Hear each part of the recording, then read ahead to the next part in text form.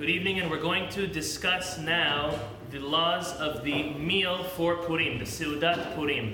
The Seudat Purim is a very particular meal. It's a meal that we have a tremendous amount of simcha, of happiness, even though it's not per se a Shabbat or a Chag.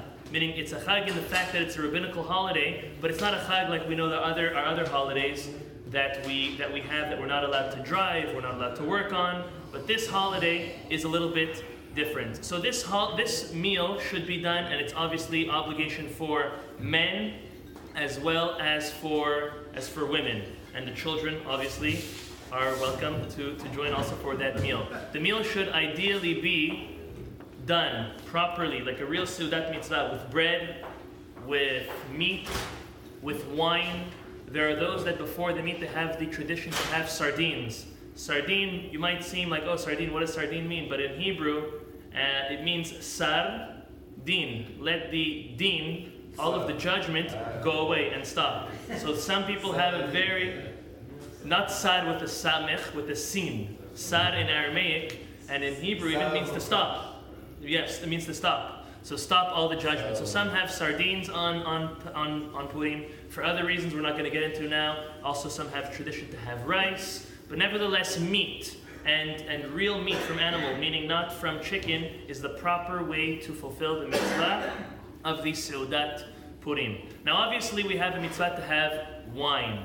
The Talmud, Shulchan Aruch, all the Mefarshim explain, Chayiv inish lebesumi ad delo yada ben Baruch Mordechai ve Arur Haman. A person has to drink so much that they will not know the difference between blessing Mordechai and cursing Haman. There's a grand spectrum of halachic authorities. What are the laws of getting drunk? Some and most are of the opinion to only get drunk with wine. Others say if a person detests wine, they could use other types of alcohols.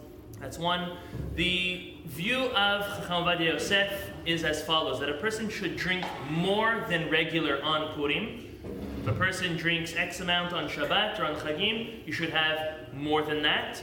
More than that, that would bring a person to get tired and to fall asleep. And through the sleep, they will not understand obviously the difference between blessing Mordechai and cursing Haman. Nowadays, many have got the drinking habit of Purim a little out of hand. It's very important that if anyone knows that if they drink, they're going to have lightheadedness, they're going to chas v'shalom say things that they regret, hurt others physically, emotionally, verbally. It's very, very important to not try to do a mitzvah when many other avirot are going to come, such as not doing birkat hamazon, not doing arvit. So the chas v'shalom, driving drunk, which is a isur gamur, is completely prohibited. So everyone has to be very wise and smart about the way they drink and fulfill the mitzvah.